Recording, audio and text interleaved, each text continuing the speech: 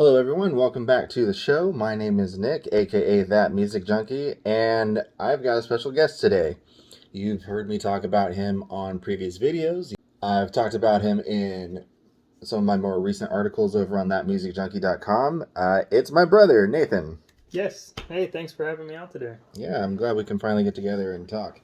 So, as I've previously talked about, Nathan and I have a long, standing love of music and often go off of each other for albums that we're talking about, ones that we're listening to, newer artists, etc.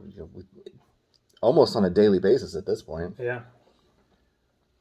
So I thought it'd be really cool to kind of bring him in and kind of go off of each other, and instead of just constantly mentioning him, just have him here to talk to you guys today. Yeah, it should be good. It should be, we talk all day about music, so to put something on a platform is cool. Yeah, for sure. So, a little backstory, Nathan and I go to concerts, ever since I moved out here, we've been going to concerts a lot together. Most recently Nashville was the most recent one, right? Yeah, Nashville back in June. Was it June already? Man, time flies. That's when we saw Devil Wears Prada, and he's repping his Devil Wears Prada t-shirt right now. And I told him it was funny, I almost wore one too. Yeah. Yeah. Should have been awkward, but having us not on video would have been less awkward. But yeah. We generally, for some reason, synchronize our clothes anyways. It seems like whenever we get together, we're either wearing the same band or the same style of shirt. I think last time we both wore the 3/4 sleeve, black and white, like the Raglan soft shirts, yeah, just random. And it's funny because we never planned that ahead of time. It just kind of works out that way. Yeah, my wife was convinced that you and I talked before to make sure, like, what shirt are you wearing? I want to match. That'd be hilarious. It's like that. Have you seen that video where there's a couple and it's like they bought all these wives? It's like a church meeting. Oh, dude, yes, and all the wives got the flannel shirt. Flannel shirt, yeah. That's the kind of humor that I hope, like, one day our wives and, Jonathan, if he ever moves, like, that's the kind of stuff that would happen, because that would make my entire year. To show up and to have that kind of joke would be hilarious. That'd be amazing. Jonathan is our also longtime friend. I've known Jonathan since I was 7 years old, and I'm in my 30s now. We've been best friends since pretty much day one. And I had mentioned him in a previous article over on my website about, in the group chat that I have with Nathan and Jonathan, constantly talking about stuff, sharing videos, sharing albums, and stuff like that. So it'd be really cool if one day we can get him down here. He's stationed up in South Dakota? Yes. South One Dakota. of the Dakotas. One of the Dakotas. South. Well, sure. Sounds good. Yeah, we'll go with that. Yeah, that group chat is like 60% music, 40% stupid memes. Pretty much. And depending on the day, it may be more like stupid meme heavy than... Every now and then we get a little bit real, but it changes topics pretty quick. So yeah, it's basically music, kids, and family, and then just dumb stuff the whole time. Yeah. So this is going to be kind of a looser episode, so to say, because this is the first time we're getting together doing this. We talked kind of about what we wanted to talk about, a couple different topics, but ultimately I think we decided to just kind of riff and see what comes naturally. We have a few topics that we'll talk about today that are like main, subjects, but overall I think we're just going to be hanging out. Yeah. Hanging out. Well, Nathan, you're the guest. What do you want to talk about first, music-wise? I came prepared with a couple news articles. Oh, okay. Current news. So, I think the first thing that came to mind when I was like sifting through like what's going on in the music world right now, a couple things. Black Dahlia Murder recently released their Yule 'Em All, which is like their Christmas themed, obviously post Trevor Sternad. R.I.P. R.I.P. Trevor.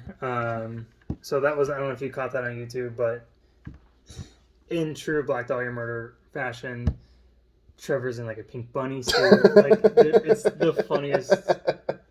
It's so good, and they're like upstairs in some like attic space in Detroit, and it's the best. It's the best you can hope for.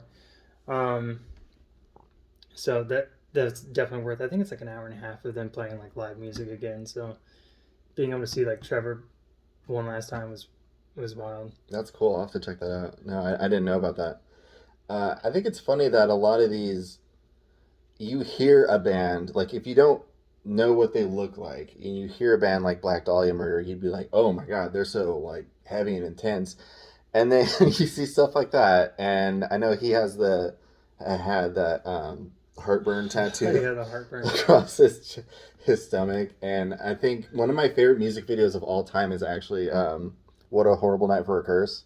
Yeah, what horrible night to have occurs. Yeah, Yeah, that or like Statutory Ape, where they're just running around the cemetery with the ape. You know, yeah, that band was so like storied for having just like a good sense of humor for like such heavy music. You're like, yeah. dang, dude, what is this? Actually, Black Dahlia Murder is really what got me into like true heavy music.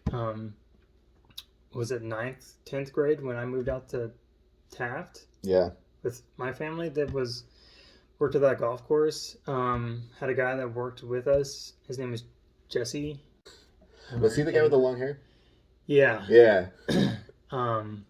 So, but yeah, he would show up in like his 1993 Jeep YJ, just blaring Dragon Force or like Jaw for a Cowboy or something. I'm like, I was not into heavy music at the time. Like I was like heavy to me was like Korn, you know? Yeah. Well, we were like really into pop punk in those days too. Yeah. So.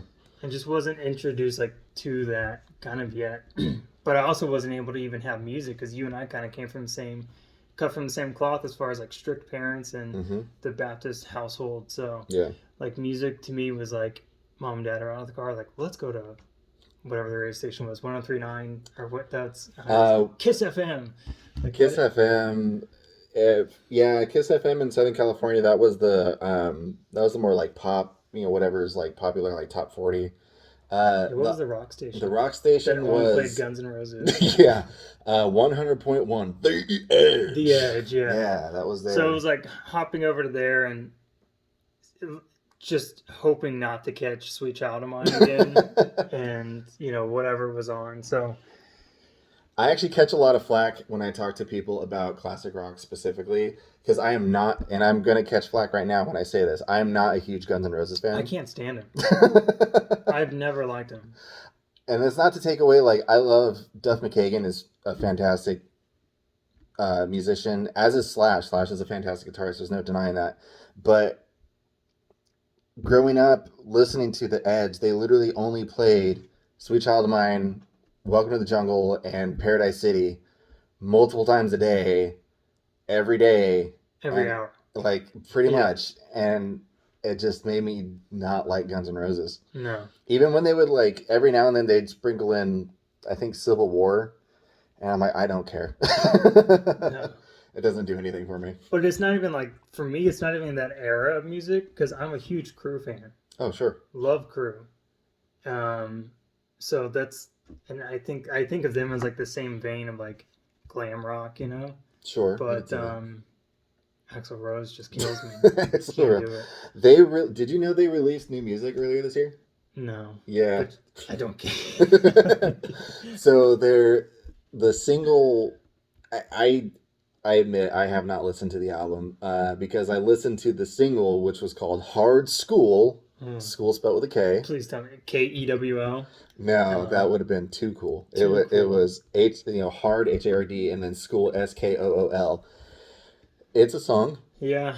It's not like I wouldn't be opposed to listening to it, but there's no hope for me liking it.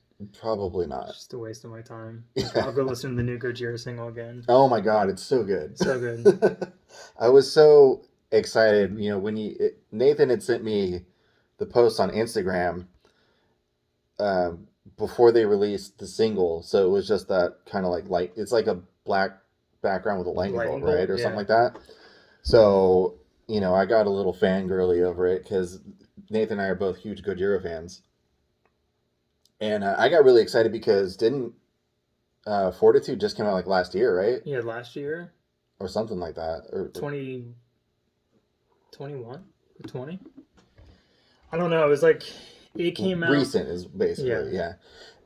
Which was cool because prior to that, Magma, that's the album, right? Magma. yeah. It was like 2018, It was a while. It 17. was a gap Yes, because I think they were dealing with the loss of their mom and like yeah, stuff like that. So to go from having a brief hiatus to releasing a full album, which is amazing, by the way. I love Fortitude.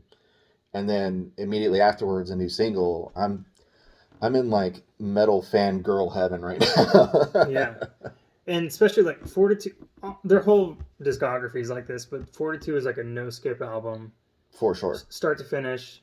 It can end and just come right back on, and I'll listen to the whole thing over again. Definitely. I've done that many times. I work my phone, like when it ends on the truck, it just goes back to track one, and I'll spend like most of my night at work just like, oh, we're back on, this again. Yeah. Christmas last year, I think you got me Fortitude on vinyl, which was super cool. Um, I'm a huge. Both of us are huge, vinyl collectors, and I'm an advocate for it because the audio quality on vinyl as opposed to streaming is just so much better because it's more of a true. You get a fuller sound, especially if you have a nice speaker system or headphones. Now, to Apple's credit, they did introduce the lossless audio, which is real nice, but it kills your bandwidth. Yeah, they're was it the spatial audio too? I've noticed.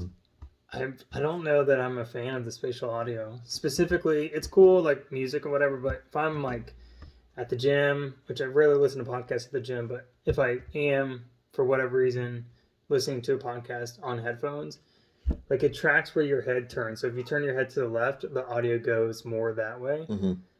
which is just obnoxious on podcasts. It's so hard to listen to. I would imagine so. For me, I've noticed, so driving around town here in Lexington, I won't say what cell phone service I have. I'll just say I have a telecommunication telephone. I don't know. I didn't think that one through. But my cell phone service it's okay. It gets the job done. But there's patches where if I'm using Apple Music specifically as opposed to Spotify, Mm-hmm. it'll just stop. Oh, really? Yeah, it'll just like stop playing. I'm so bad about using Spotify for music. I want to just because, like, just the year-end wrap-up. So I Yeah. go, oh, I spent 785 minutes listening to Taylor Swift this year. Or, whatever.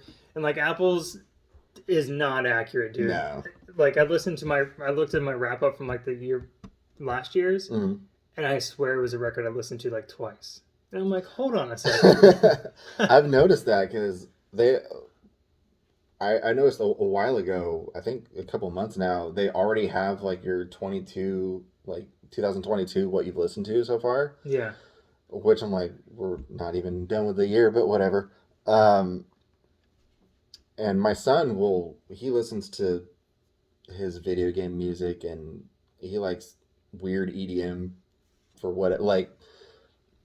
he likes the EDM that's in games like what's it called, Just Shapes and Beats. Okay. So it's not really, I don't want to say 8-bit, but it's like very like hyper, Like video game EDM. pretty much, yeah. So he likes that stuff, so he listens to a lot of it we have like the Google Mm-hmm. Home stuff, so he listens to it on that. And I'll pull that thing up and it just says, oh, you listened to this a bunch of times. I'm like, I didn't personally know. No, I didn't. And it really is bad too, like, especially if it's on your account, because they'll start subscribing stuff on like your, like, Apple's generate like curated playlist specific for you. I joked about this a couple days ago. I was at the gym and it was like, I just put on my playlist. It's like the easiest thing for me to go to. Apple's like usually pretty good about it. But it was, I went from like Immortal, Abath, Guy here, like all these like black metal, deathcore, Disturbed. And I'm like, hold on, I've never even played this record, let alone like this track or this band even. Why are you, but I think what it is I do listen to Breaking Benjamin frequently. Sure. I think they just get lumped together, and I think it's unfair to Breaking Benjamin. I agree. I used to watch on YouTube the Punk Rock NBA because there was a lot of things that Finn McGinty would talk about that I agreed with. But then he did an episode about butt rock, and he kept talking about Breaking Benjamin. I'm like, but they're not butt rock, though. No, they are. I'm gonna have to side with Finn on this because they kind of are.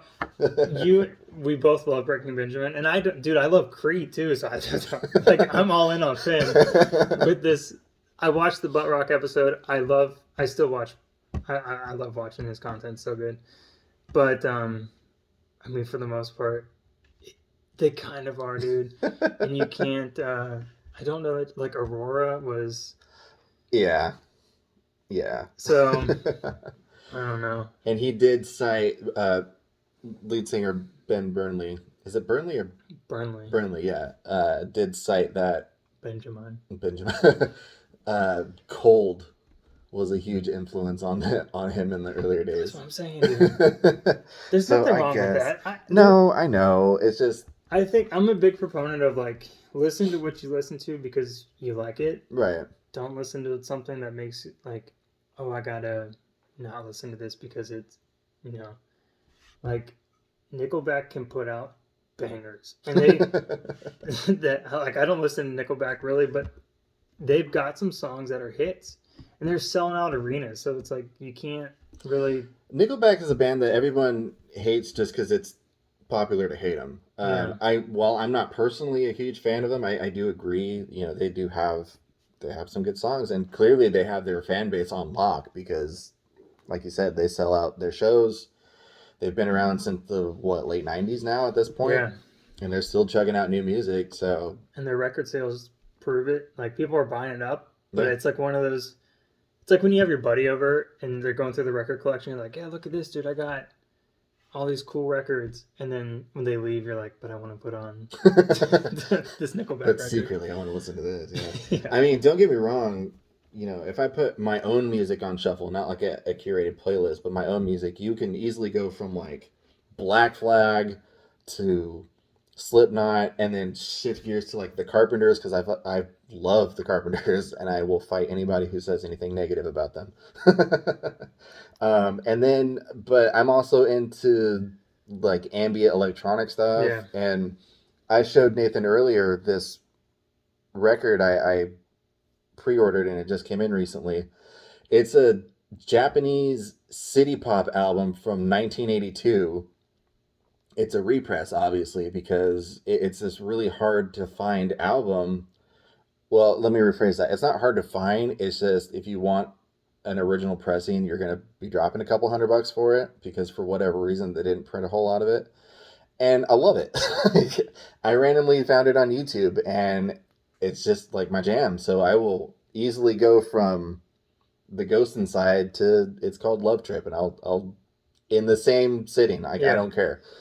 I found a similar artist. Well, I don't know how this record you're talking about sounds, but it's kind of the same thing. I was just going through Instagram reels, and 90% of my feed is guitar, solos or people doing whatever techniques or whatever.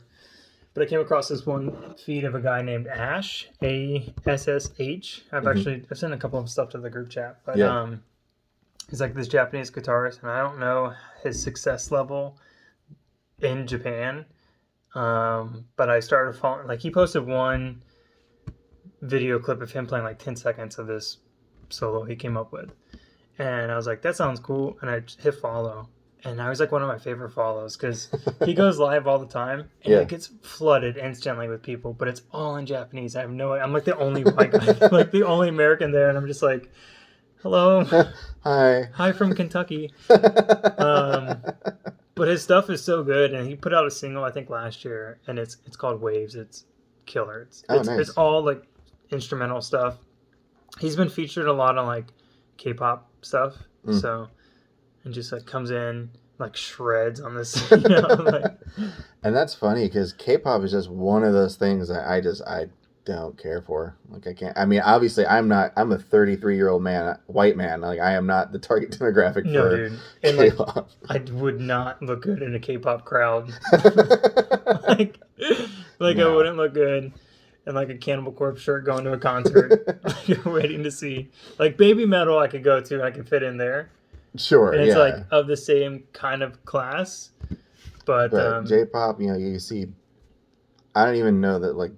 Is it BRS or whatever? BTS. BTS. I don't know. See, that's the thing. Like, Nathan and I are both 6 feet tall, and Nathan's actually taller than I am. We both have tattoos and everything, and facial hair and all that stuff. So we very much stand out in that crowd. Yeah, don't fit in there. But on the other hand, there is a lot of foreign music that I do like. Like I said, the aforementioned Love Trip album. Technically Gojira, even though they speak in English, they are French. French, yeah. Yeah. There's quite a bit. There's even a Spanish artist. I think she's based out of Mexico, but I believe she's Chilean, and I could be wrong on this, but her name, and I'm probably gonna butcher this, it's Mon Laferte. I think that's her name. Don't look at me. Yeah, she's a great vocalist, but she only sings in Spanish, so I have no idea what she's saying.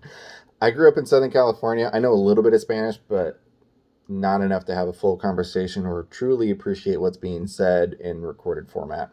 No, there's a killer band from Finland, I think, called Corporate Kalani, and it's Finnish folk metal.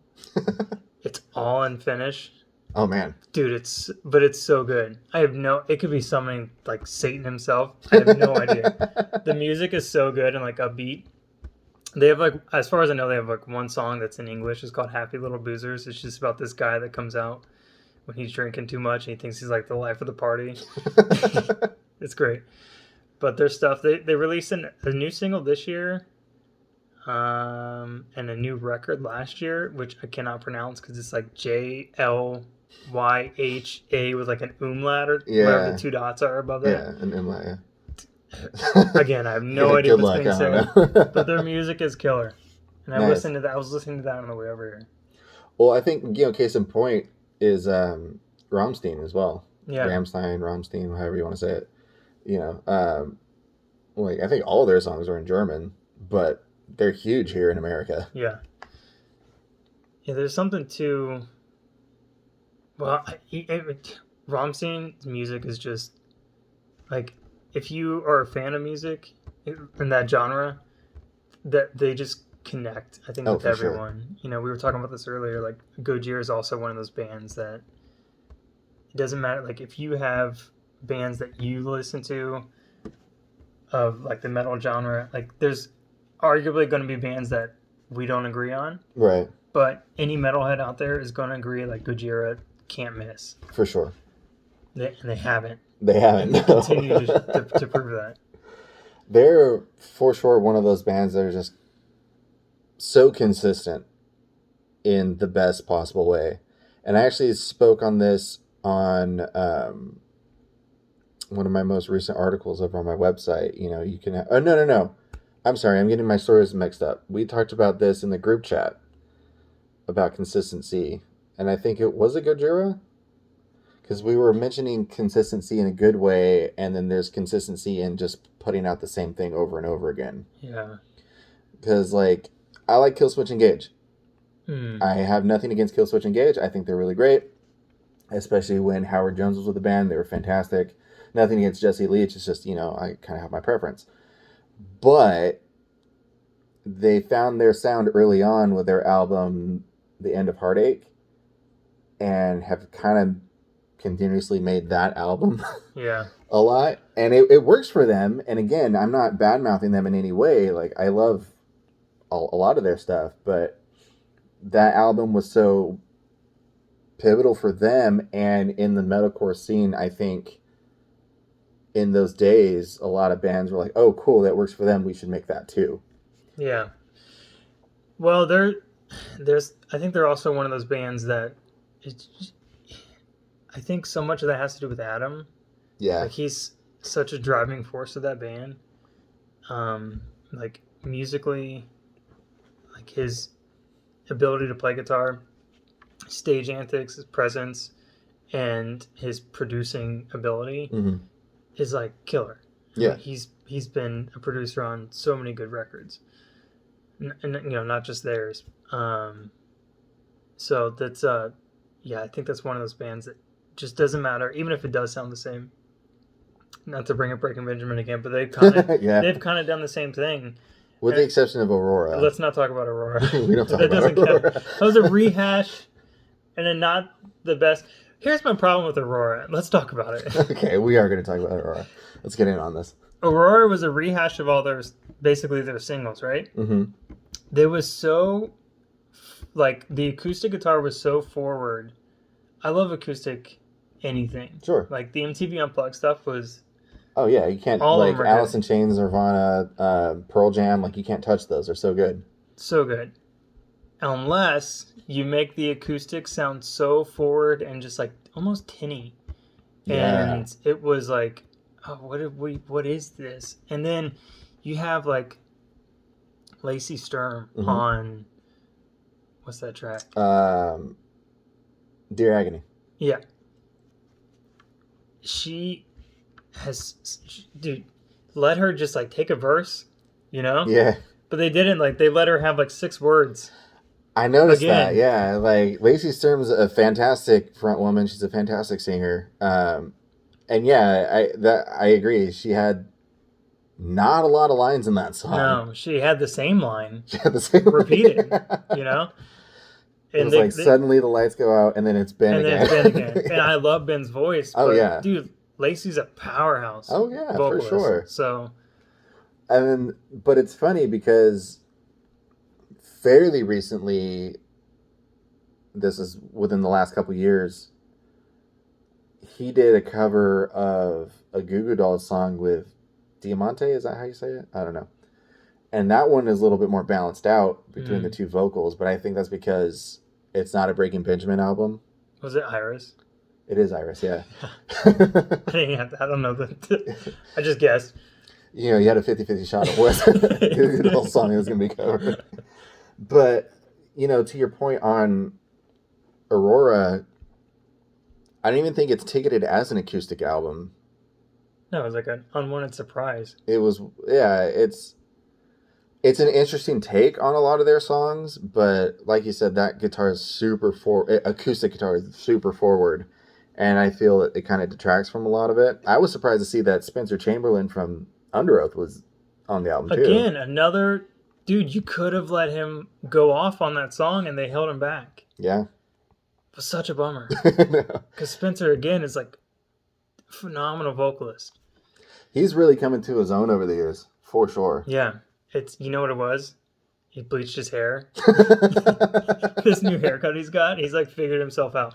They like stepped back from the Christian label, like the Christian scene, and I think that kind of like took the chains off a little bit. Yeah. They kind of like saw themselves as like, we're not, they were kind of hurt by religion as a whole, as far as like, how could you talk about this? Because you're a Christian, you fall under this umbrella. You Right. only can be like typecast to this. And they're like, but I feel like I can have a relationship with God and not be required to like go to church 6 times a week and, do all these things. So they're like, for that reason, I'm out, like Shark Tank style. Like for that reason, For that, I'm out. Yeah. Mark Cuban style. we're going to go, here's voyeurist. And as the meme says, like they're trying to like learning how to cuss as a person. It's like unnecessary.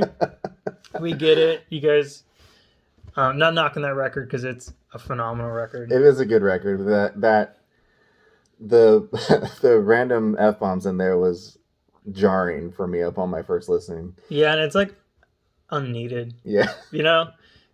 It just was like they had the lyrics written out Mm-hmm. and then they went, what if we said, what if we put this in there? But what if? They're just like, you can see the lyrics written on paper and like a little carrot, like,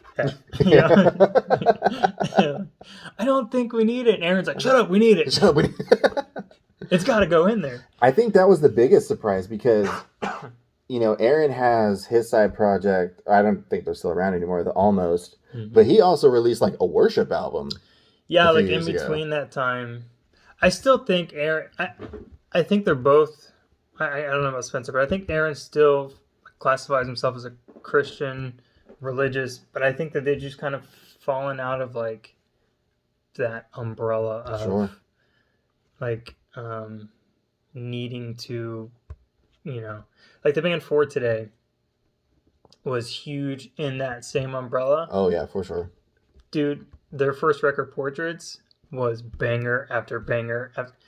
See, I saw them play live with my cousins 3 or 4 times, and 2 of the times their set was so heavy, like it broke the sound equipment at the attic in Dayton. Like we would go and they play. I think the first time they made it through like 3 songs, and like all the audio equipment fried.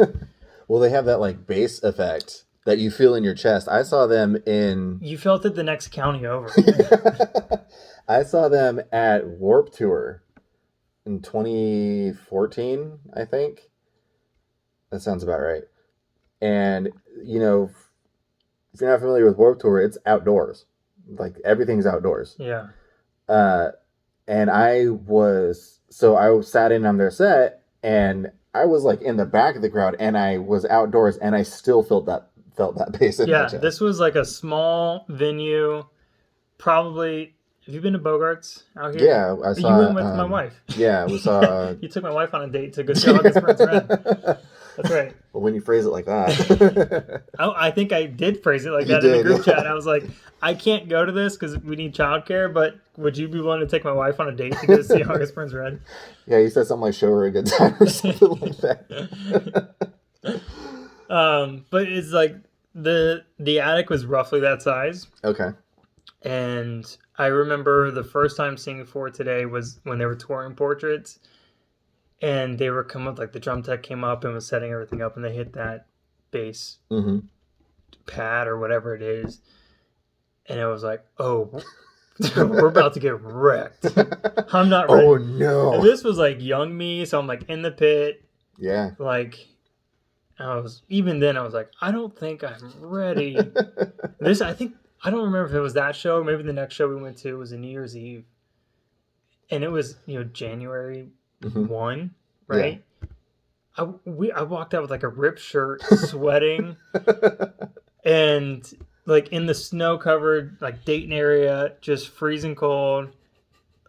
Dude, I'm not joking. When we walked outside, there was like steam coming off of everybody, and then we all just sat there in the car like, we survived. Like, we made it through. But to get back to my point, like they were that heavy, and it was just. Each song was like breakdown after breakdown, but then like mid-set, Maddie would get on and like, let me tell you about God. Yeah, I think that's what kind of killed it for them, unfortunately, because they're a good band. Like whether or not you're identify as Christian or whatever your religious beliefs are, they're solid. Oh yeah, and they put on a hell of a stage show. Mm-hmm. But I think it gets a little tiring, especially when you're touring with non-Christian bands. It's just like stop mid-set to talk about. Yeah, I think like I don't have as much of a disdain for that, being like Christian myself, and I don't like I get where they're coming from. The church we grew up in does not get that at all. No. But like my take on it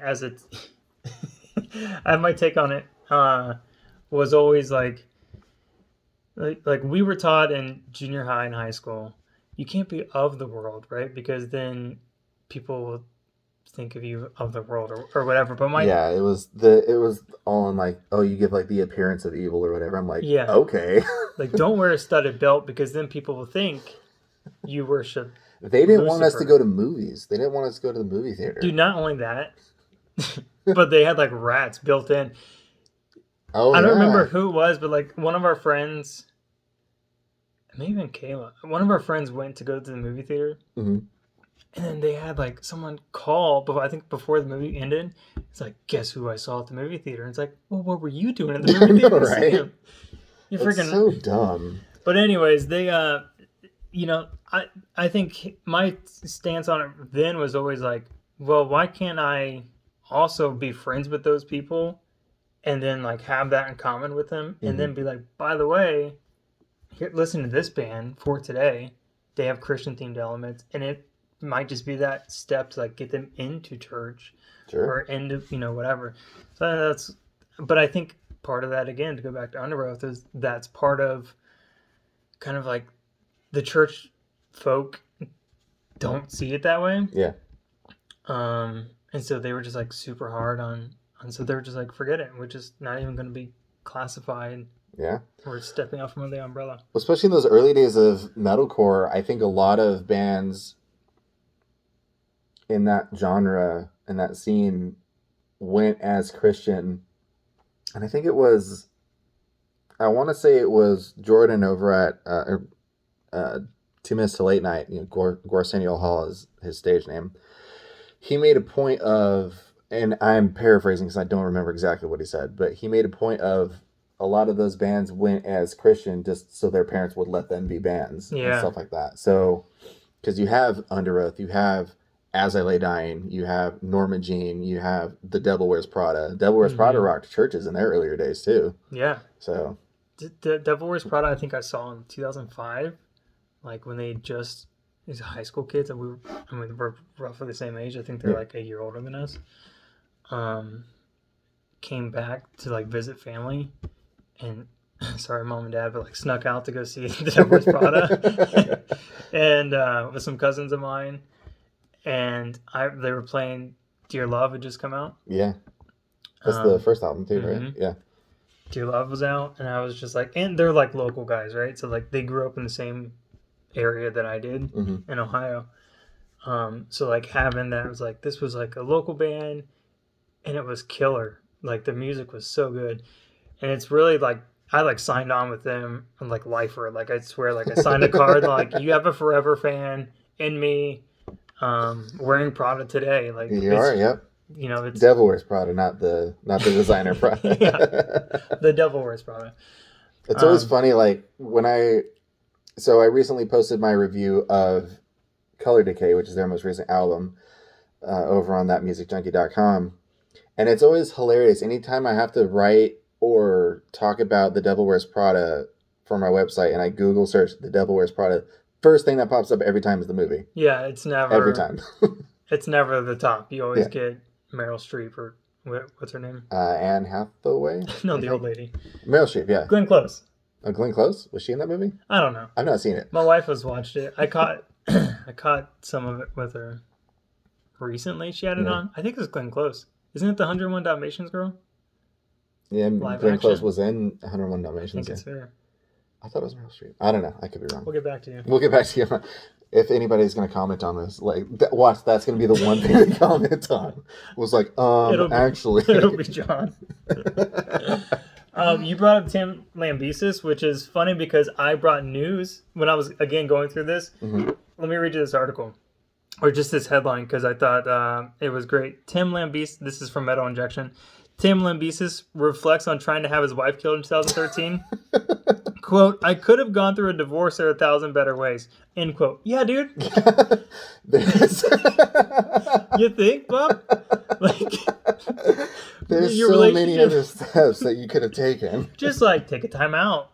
Take a break. Just take a little. I'm going to go live over here. Yeah. I'm going to move in with my mom. Don't go Craigslist, find Hitman. Yeah. Like, for those of you unfamiliar, and don't really know what you're talking about, Tim Lambesis is the lead singer of As I Lay Dying. That's the connection we made earlier when I mentioned that band.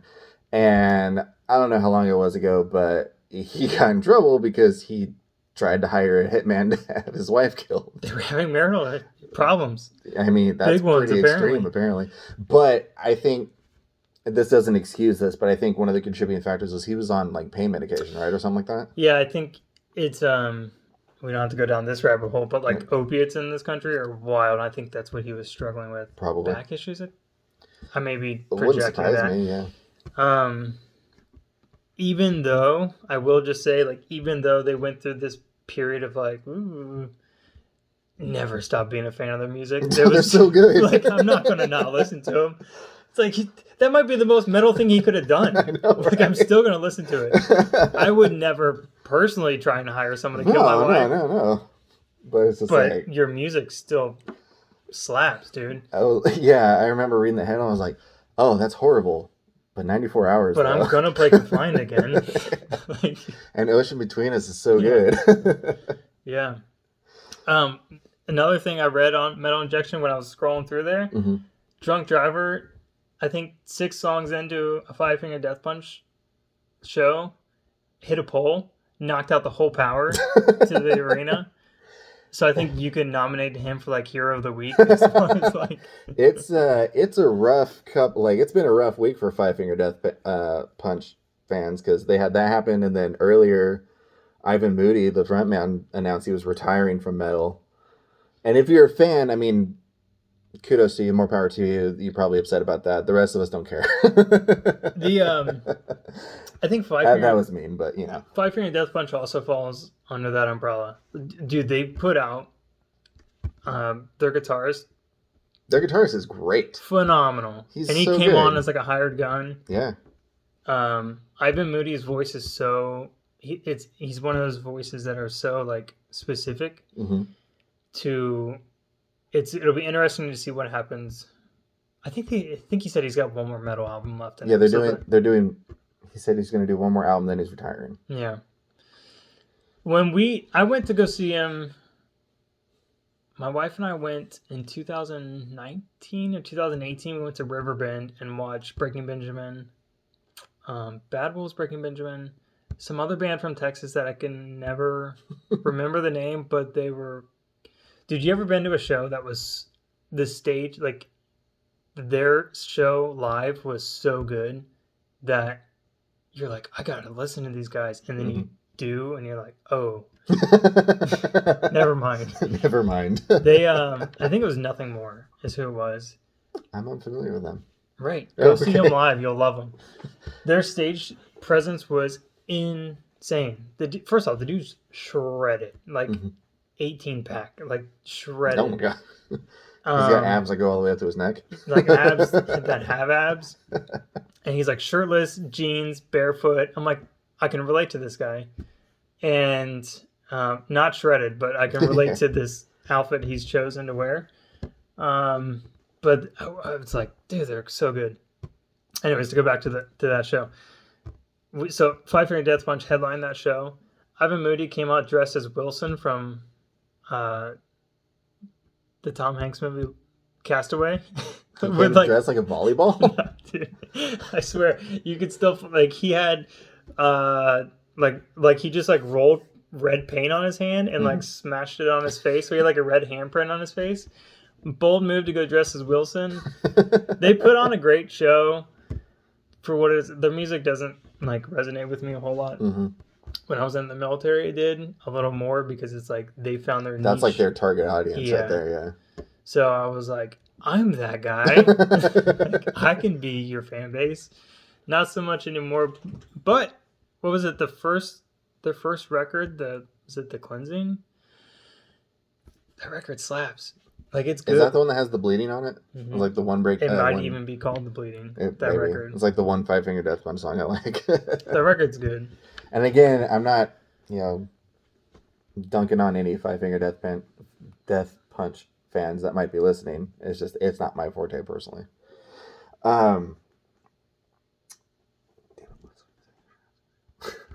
Oh, you had mentioned, seeing a band visually that when I saw August Burns Red up at Bogart's, the opening band was from Australia. I had never heard of them. They were called Vision Video. Did I tell you about this? No.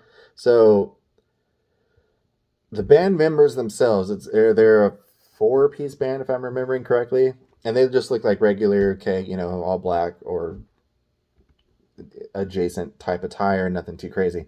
The lead singer comes out, and this dude is in baggy leather pants, a black leather jacket, which on the back just says sin, sin, sin, sin, sin, sin, sin. And then he turns around and he's wearing a fishnet top. Oh, no. he was wearing a button-up shirt that had like the Texas flag on it, like you would see Oh, yeah. a '90s country music Yeah.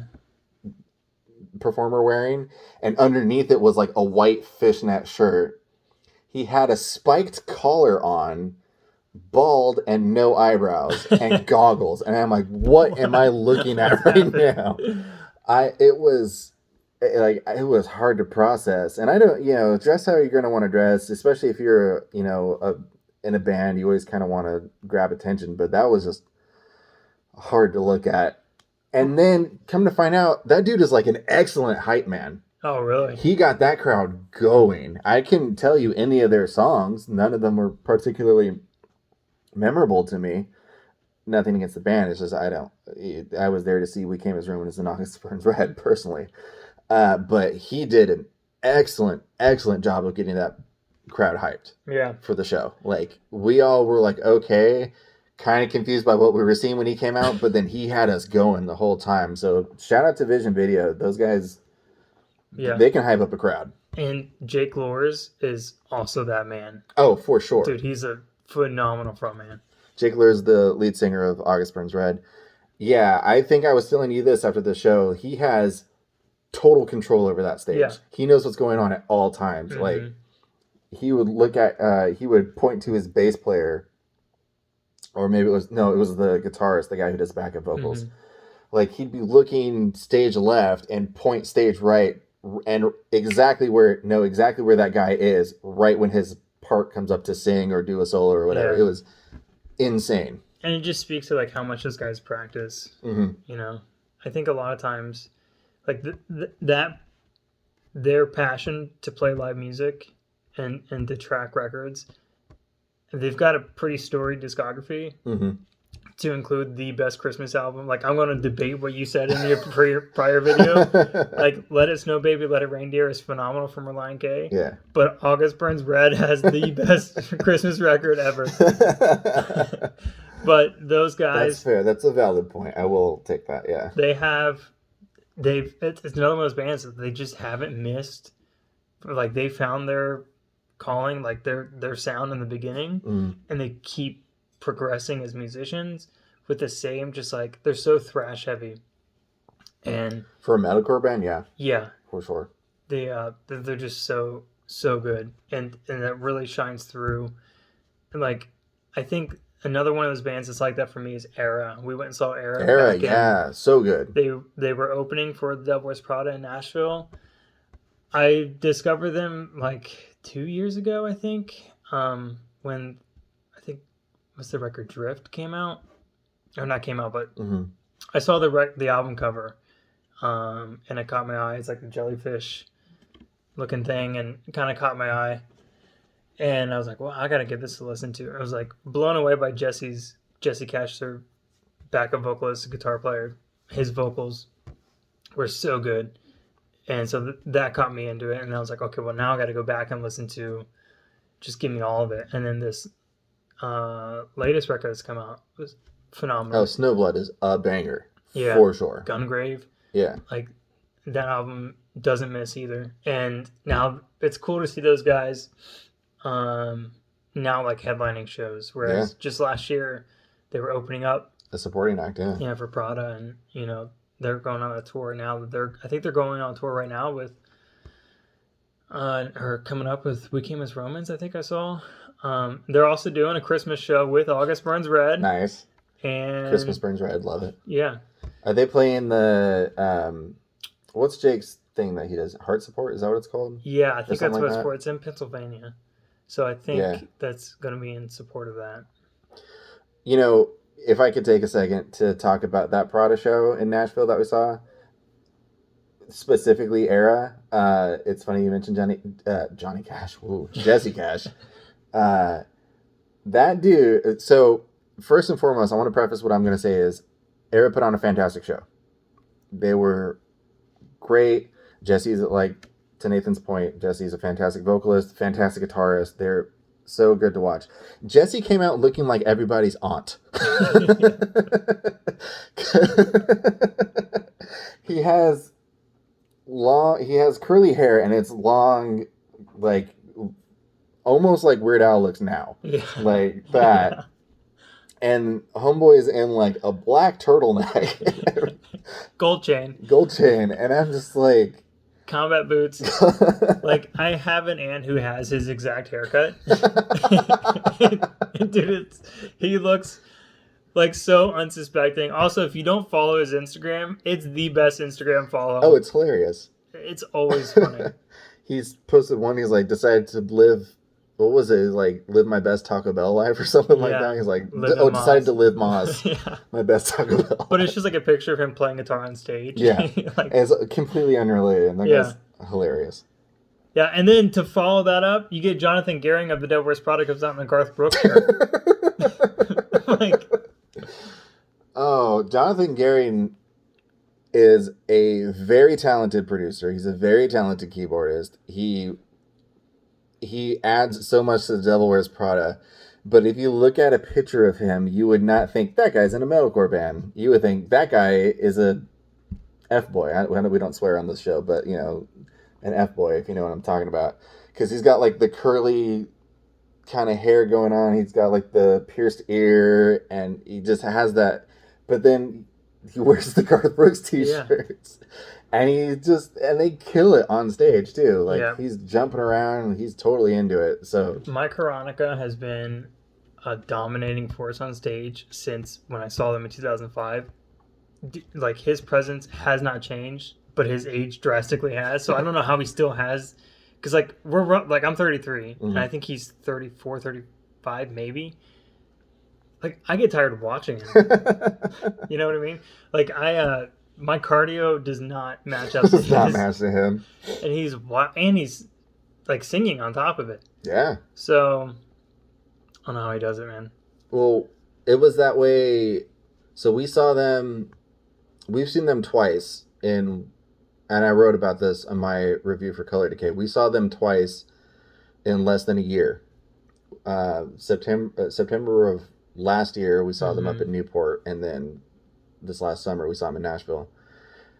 The Newport show was the first time I had seen them since Warped Tour. I think it was that 2014 Warped Tour, too, which was cool because Mike came out. For those of you who are unfamiliar with Warped Tour, or those of you who know, every Warped Tour show, there's always a secret set. So you can get your list, and it shows you what band's playing what stage. There's like 5-6 stages. So it's an all-day event, but there's always one secret set. There's always one band, and they don't announce it until like 30 minutes prior to them going on. So this particular one, 2014 Ventura, was Linkin Park. So everybody flipped out. Yeah. Everybody was super excited to see Linkin Park. I'm talking like merch booths shut down, like everything. They went to play Faint, and Mike joined them to sing Faint. That's wild. It was cool. Yeah. And kudos to Mike for like getting that call. Right? Like, I think it just speaks to his ability. Mm-hmm. You know? And we were kind of bummed when we saw them in September because they only did 4 songs. Yeah. Giuseppe got into like a motorcycle accident, I think. Their drummer, he was in a motorcycle accident and broke his hand. Yeah. Which, as a drummer, you need your hand. However, you don't need a foot, as we saw with the Ghost Inside right afterwards. The Ghost Inside, yeah. Man, that show. Oh my God. So, speaking of, like you mentioned Pitts earlier, and then us getting older, you hadn't seen the Ghost Inside prior, right? That was my first time seeing them live. Yeah, so I told Nathan ahead of time, I'm like, hey, because I had seen them. Ghost Inside is one of my favorite bands. So I had seen them prior, and I said, hey, their shows can be a little intense. So he's like, all right, cool. When the mosh pit opens up, we'll kind of back up because, we didn't have our ibuprofen on us and stuff like that. And I kid you not, this is not an exaggeration. Ghost Inside comes out. First note. Yeah, note 1. Note 1. Instant mosh pit directly behind us. Yeah, we became the wall in like a fraction of a second, and we had this moment where we looked at each other and went, "Oh no!" Like, we're gonna die. We're gonna get sucked in. And like young me wanted to get in there, but I was like, that was the rowdiest crowd I've ever been in. So rowdy. So rowdy. From the first song to the last song, even I had to. That was the first time I almost teared up at a show because when they went into Yeah. Aftermath, I was like, oh, hold it together, man. Keep it together. Keep it I together. was borderline, like crying, Yeah, because it was such was an right emo. there. Dude, I literally did when they came out with Aftermath the music video. Mm-hmm. I remember watching Jake Lors react to that. And he teared up too. Dude, he was crying. Like those are Yeah. good friends of his, and like I was like, dang, dude, Yeah. it hits. That video is so wild. When that album came out, I had to I was on my way. This is when I was living in Washington. I was working in Portland, Oregon, and I was on my way to work. And I was like, "Oh, cool, new Ghost Inside!" Finally, I was so excited. And Aftermath hit. I had to pull my car over because I was like, "I can't handle this right now." I think I was almost late to work just because I had to like emotionally recover. I need an emotional support. Dude. It's emotional support. Kid, Yeah. like you don't understand. Aftermath just came out. I gotta take today.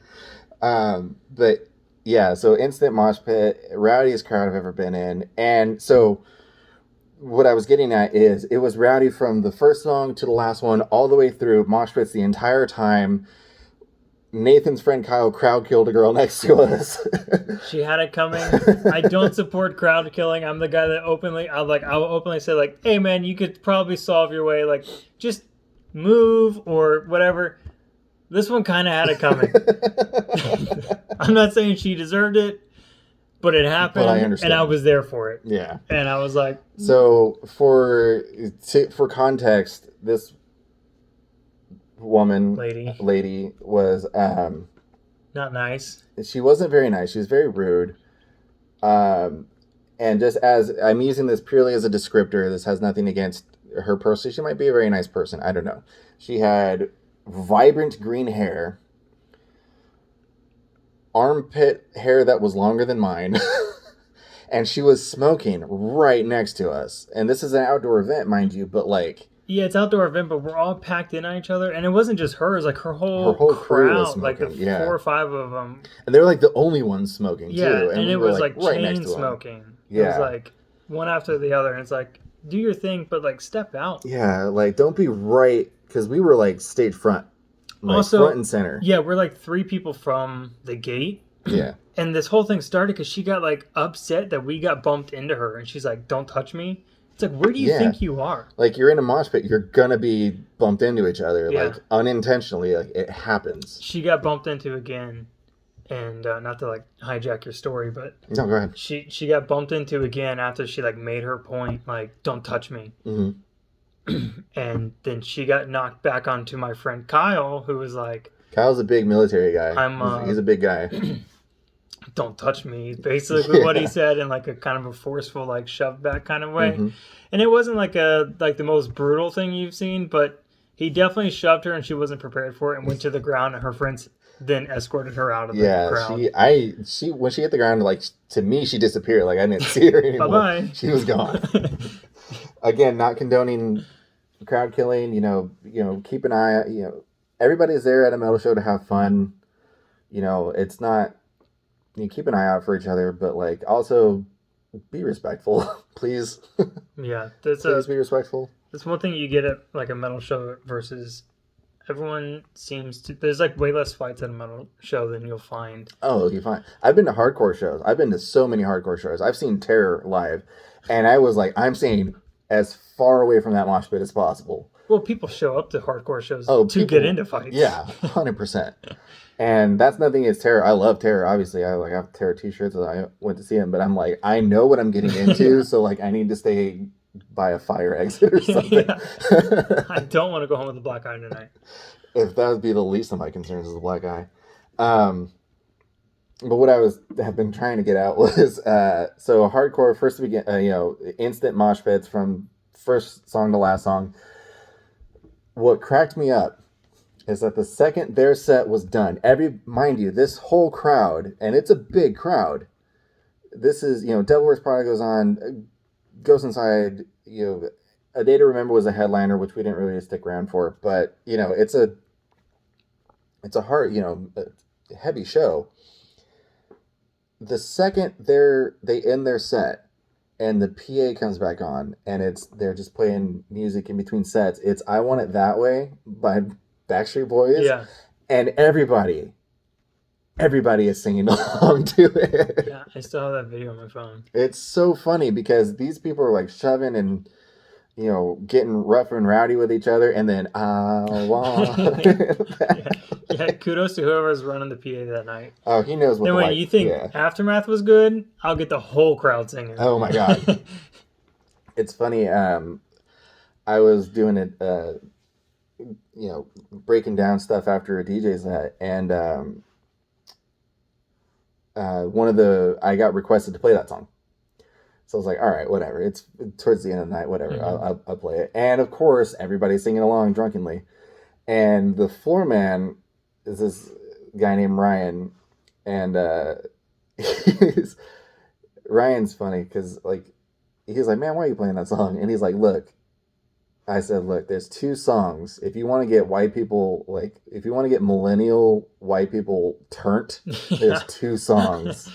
I Want It That Way and Mr. Brightside. Yeah. Every time. Allison and I were headed back home. My wife, Allison, we were headed back home from Ohio the other night. And it was like 2000, one of like Apple's playlists. Mr. Brightside came on. Mm-hmm. And we talked about that. I think it was their debut album. Yeah, Hot Fuzz. And they have like the whole front half of that record is singles. Yeah. I mentioned that on, I posted a video on my YouTube channel, the 10 albums you should have in your collection. Sorry, if you hear a lot of noise, my dog for some reason is making a lot of noise right now. He wants to be part of the show. Yeah. Over on my YouTube channel, I posted a video a couple weeks ago called 10 albums you should have in your collection. And I put that one on there because, like you said, the whole front half of that album is singles. I think every single one except... No, I think all of them are, because Jenny was a friend of mine is the opening song. Was that a single?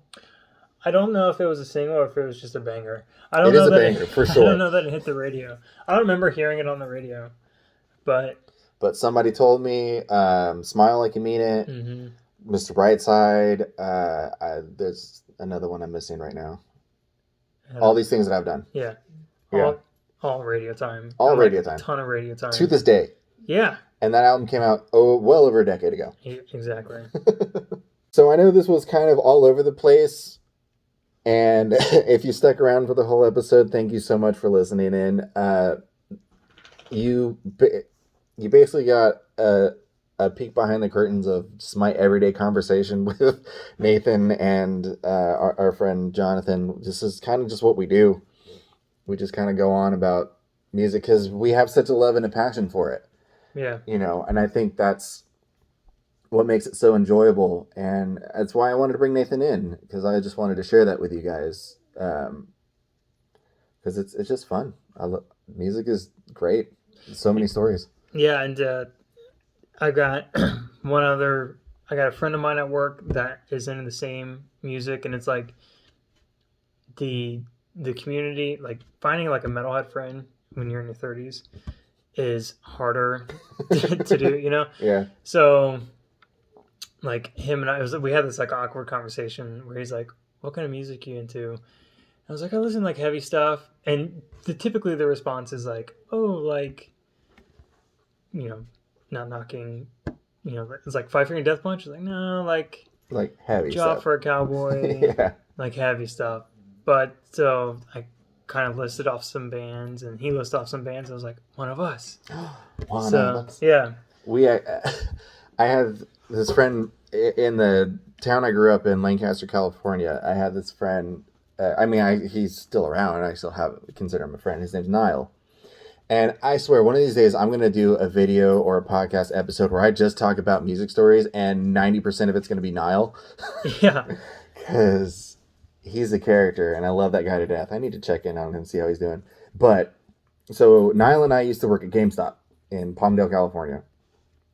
No, sorry, we worked in Lancaster, California. I also worked in Palmdale. But we had this new guy come in, and I was a manager at the time. Niall, I think, was a key holder, and we had this new guy start. And we were closing up shop for the day, for the night, and we're like, oh, so I don't, I'm sorry, I kind of feel bad about this, but I don't remember this kid's name. We're like, oh, what kind of music you like? And he's like, oh, I like metal. And me and Niall kind of look at him, and Niall is like, do you like metal or do you like metal? Yeah. And he's like, oh, no, I like metal. So Niall goes and gets a hold of the audio system, and he puts on Meshuggah. Yeah. Which I love Meshuggah. So, he and I are having a good time. Never saw that kid again. No, there's like a distinct line between like metal fans and like metal fans. Yeah, there's a big difference. Like even in like the metal fans, like there's like a distinct line between like black metal and like your death and core genres. Like a lot of that, like I'm into that black metal stuff, and my buddy Brian at work is also into that same genre. So it's like him and I bounce, bands off each other constantly, and that's to kind of bring back to your point, like you, me, and Jonathan. Sorry, John's dad. Push-ups. We'll all do the same thing. We're just like, have you heard this? Have you checked this out? Like, did you hear this? Did you listen to the Ozzy album? Like, so it's like this constant, like, feeling like a discovering of new music, or maybe even going back to a record that we haven't listened to. And that's the whole series I've been doing on my YouTube channel has been a nostalgia trip for sure. I get all these stories, just like these memories hit you like a freight train. Like stuff I hadn't thought about for years. In my Reliant K episode, I talked about, going to the roller rink. I hadn't thought about that story since. No. Well, maybe we'll say this for another podcast, but do that Reliant K video you put up. Mm-hmm. I don't have a great memory, but there's something about music that like imprints specific times on you. And I remember specifically being at your house, Dave Mirra 2, GameCube, Pink CD, Reliant K, in the stereo, and it was like, this is wild. This is wild. Like this is like Christian pop punk, fun, funny, good meaning. Some would say sounds like Nirvana. However, they don't. But we'll save like we'll do another episode, but that we should go back and do an episode on like the Reliant K, MXPX, MHPH, the Slick Shoes, that whole like 7th, 8th, 9th grade. Next time I do one of these nostalgia videos, I gotta bring you in on it, because like, yeah, dude, our musical taste has changed so much. Like I think we've both been like pretty broad music fans. I think about Allison and I were talking recently about like I love all different genres of music, just because it was music was such a taboo thing in my household, not being able to hear anything unless it came from like the choir, at church. So I was like, dude, give me anything with a beat and I'll listen to it, I just anything with an electric guitar. Like I'll take it all. It doesn't even have to have an electric guitar, as long as it's just I would take anything. So we definitely need to do a video of our progression of music. Be one of those like timeline videos, and then it's like a straight line, and then yeah, it'll be like the early years, Reliant K, and then like current, like Abigor, which if you're unfamiliar is like Austrian satanic death metal or black metal rather. Quite the departure. A little bit different. Nathan, man, thanks for coming. Thanks for joining me with this. This is something we've talked about doing for a while. Yeah. And I'm glad we finally got to do it. That was a blast. Look forward to doing it again. Yeah, and check out my YouTube channel. Under That Music Junkie, you can see some of these videos I've been talking about. I'd really appreciate it if you head on over to thatmusicjunkie.com. I've got links to my articles there. You can do my reviews of, Devil Wears Prada, the Mars Volta the new Mars Volta We didn't album. even talk about the Mars Volta record. Didn't. It's so good. We'll get to it next time. Yeah. And new Slipknot as well. Talked about that one. Yeah. And then there's also links to my merch store where you can buy t-shirts and mugs and stickers, because stickers are fun. And also my Patreon. If you like this, if you like what I do, please consider showing your support, even if it's just $1 a month. I'd really appreciate it. I know the economy's a little funky right now, but any support is greatly appreciated. So until next time, my name is Nick. I'm Nathan. And we'll see you next time.